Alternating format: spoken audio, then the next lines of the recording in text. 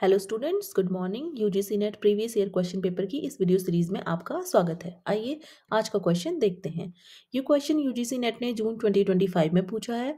Question में पूछा गया है कि when India ratified UN convention on child's right, Bharat ने बाल अधिकारों पर संयुक्त राष्ट्र कन्वेंशन का अनुसमर्थन किस वर्ष पर किया गया था।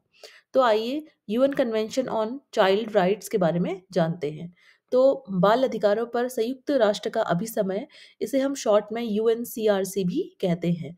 तो अगर हम यूएनसीआरसी को देखें तो यह एक ग्लोबल स्तर पर किया गया एक व्यापक और अंतर्राष्ट्रीय स्तर पर जो किया गया एक बाध्यकारी समझौता है। मतलब सारी साइनिंग जो पार्टीज हैं उन पर ये बाइंडिंग होता है और यह हर बच्चे के नागरिक, राजनीतिक, आर्थिक, सामाजिक और सांस्कृतिक अधिकारों को सुनिश्चित करता है, चाहे भले ही उसकी जाति, धर्म या योग्यता के आधार को ध्यान में रखे बिना।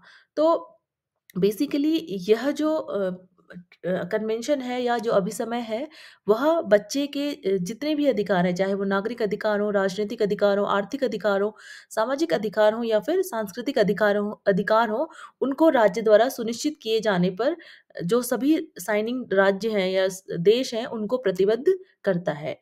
तो इस ट्रीटी को संयुक्त राष्ट्र महासभा द्वारा 20 नवंबर 1989 को अपनाया गया था और यह फिर सितंबर 1990 में लागू किया गया था। इसीलिए हम देखते हैं, क्योंकि जो यूएनसीआरसी है उसको संयुक्त राष्ट्र महासभा द्वारा 20 नवंबर को अपनाया गया था, इसीलिए इस दिवस को विश्व बाल दिवस के रूप में भी मनाया जाता है। इसीलिए 20 नवंबर को हम विश्व बाल दिवस मनाते हैं। और अगर हम इस यूएनसीआरसी के कन्वेंशन को देखें तो इसमें कुल 54 अनुच्छेद या आर्टिकल्स हैं और इन 54 आर्टिकल्स में से अगर 42 आर्टिकल जो हैं वो सीधे तौर पर जो बच्चों के अधिकार हैं उनसे संबंधित हैं और बाकी जो 43 से लेकर 54 तक जो अधिकार हैं वो सरकारों और अंतर्राष्ट्रीय संगठनों की जिम्मेदारी और निगरानी से जुड़े हुए हैं। वो बताते हैं कि किस प्रकार राष्ट्र को अपने अपने देश में बच्चों के अधिकारों को सुनिश्चित करने के लिए किस प्रकार की मैकेनिज्म स्थापित करनी होगी। अगर हम यूएनसीआरसी के जो उद्देश्य देखें तो उनका उद्देश्य मुख्य रूप से यही है कि जो बच्चे हैं उनको उनके लिए जीवन को, विकास को, सुरक्षा को और सहभागिता को सुनिश्चित करने का उन्हें अधिकार मिले। यह इसका मुख्य उद्देश्य था। क्योंकि बच्चों के अधिकार इसलिए भी आवश्यक हैं क्योंकि बच्चे समाज का सबसे ज़्यादा संवेदनशील और डिपेंडेंट, दूसरों पर निर्भर समूह या ग्रुप हैं। तो यूएनसीआरसी के जो 4 मूल सिद्धांत हैं, वो इस प्रकार से हैं। पहला सिद्धांत है नॉन डिस्क्रिमिनेशन, अर्थात भेदभाव ना करना। इसको आर्टिकल 2 में मेंशन किया गया है। तो कोई भी बच्चा, चाहे उसका लिंग, जाति, धर्म, भाषा, आर्थिक स्थिति, दिव्यांगता या जन्म स्थान या अन्य कोई परिस्थिति भले ही अलग क्यों ना हो, वह समान अधिकारों के अंतर्गत आता है और उसके साथ किसी भी प्रकार का भेदभाव नहीं किया जा सकता है। फॉर एग्जाम्पल, जो लड़के हैं और लड़कियां हैं दोनों को समान अधिकार मिलने चाहिए, चाहे वो शिक्षा के हों, प्रॉपर्टी के हों या अन्य हों। इसके अलावा जो दूसरा इसका जो कोर प्रिंसिपल है वो है best interest of the child, बच्चे का सर्वोत्तम हित। तो यह सिद्धांत आर्टिकल 3 में मेंशन किया गया है। तो सभी जो कानून बनेंगे या नीतियां बनेंगी या प्रशासनिक जो निर्णय लिए जाएंगे या अन्य कोई कार्यवाहियां की जाएंगी तो उसमें जो बच्चे का हित है उसको सर्वोपरि रखा जाना चाहिए। तो बच्चों से जुड़े किसी भी निर्णय में यह देखा जाए कि किस निर्णय से बच्चों को अधिकतम भलाई मिलेगी और किससे उनका भविष्य सिक्योर होगा। उदाहरण के तौर पर, किसी अनाथ बच्चे को गोद लेने पर उसकी सुरक्षा की जिम्मेदारी किस प्रकार सुनिश्चित की जाएगी। उसके बाद तीसरा जो मूल सिद्धांत है इसका वो है right to life, survival and development, जीवन, अस्तित्व और विकास का अधिकार। इसे यूएनसीआरसी के आर्टिकल 6 में मेंशन किया गया है। तो हर बच्चे को जीवन जीने का मूल अधिकार प्राप्त है। सरकारों की जिम्मेदारी है कि बच्चे के अस्तित्व और स्वास्थ्य विकास के लिए जो भी आवश्यक सुविधाएं हैं, जैसे कि पोषण है, स्वास्थ्य सुविधाएं हैं, शिक्षा है या सुरक्षित वातावरण है, सिक्योरिटी है, इन सबको वो उपलब्ध कराए। तो यह जो अधिकार है यह सिर्फ बच्चे के जीवित रहने तक ही सीमित नहीं है, बल्कि बच्चे को होलिस्टिक डेवलपमेंट के लिए, समग्र विकास के लिए अपॉर्चुनिटी मिले और सुविधाएं मिले, इससे भी डील करता है। फॉर एग्जाम्पल, जन्म के समय बच्चे को सुरक्षित प्रसव की सुविधा उपलब्ध हो, उसे टीकाकरण की सुविधाएं उपलब्ध हो, उसे अच्छी शिक्षा मिले, इस तरह उसे सेफ एनवायरनमेंट मिले ग्रो करने के लिए। तो ये सभी यूएनसीआरसी का राइट टू लाइफ सर्वाइवल और डेवलपमेंट का जो कोर प्रिंसिपल है उसके अंतर्गत आता है। उसके बाद आता है हमारा चौथा और लास्ट कोर प्रिंसिपल, जिसे जो है respect for the views of the child, बच्चे की राय का सम्मान करना। तो यूएनसीआरसी का आर्टिकल 12 इसके बारे में बात करता है या इससे संबंधित है। तो इसके अंतर्गत बच्चों को अपनी बात कहने, अपनी राय देने का अधिकार भी शामिल है। उनकी आयु और परिपक्वता के आधार पर उनके निर्णयों को प्रक्रियाओं में शामिल करना चाहिए। फॉर एग्ज़ाम्पल, अगर स्कूल का कोई मैनेजमेंट है तो उसमें बच्चों की राय ली जानी चाहिए।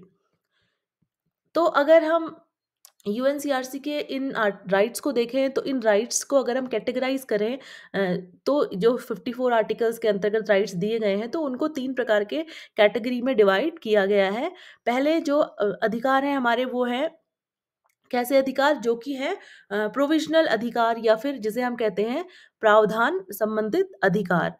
तो जो हमारे प्रावधान संबंधित अधिकार है वो बच्चों की बुनियादी जो ज़रूरतें हैं उनको पूरा करने की अधिकार से संबंधित हैं। तो ये संसाधनों, सेवाओं या वस्तुओं से जुड़े हुए अधिकार हैं जो बच्चों को जीवन जीने के लिए आवश्यक हैं। जैसे कि शिक्षा का अधिकार है या फिर न्यूट्रिशन का अधिकार है, पोषण का अधिकार है, टीकाकरण का अधिकार है। तो ये सभी सेवाएँ इसके अंतर्गत आती हैं। उसके बाद दूसरा अधिकार आता है हमारा, दूसरी कैटेगरी है जो राइट्स की, वो है प्रोटेक्शन राइट्स या सुरक्षा के अधिकार। तो बच्चे को राइट है कि वो सेफ रहे, किसी भी प्रकार के नुकसान से उसको सुरक्षित रहने का अधिकार है। तो इसके अंतर्गत जो भी अलग-अलग फिजिकल या मेंटल वायलेंस है, उससे बच्चे को सुरक्षित रहने का अधिकार है, या फिर बच्चों को इकोनॉमिक एक्सप्लॉयटेशन से बचने का अधिकार है कि चाइल्ड लेबर आदि में उनका उपयोग नहीं किया जाएगा। इसके अलावा जो सेक्सुअल एक्सप्लॉयटेशन है या ट्रैफिकिंग है, इस तरह के सुरक्षा भी बच्चों को प्रदान करने का प्रोविजन इसके अंतर्गत किया गया है। उसके बाद जो थर्ड कैटेगरी ऑफ राइट्स आती है वो है हमारी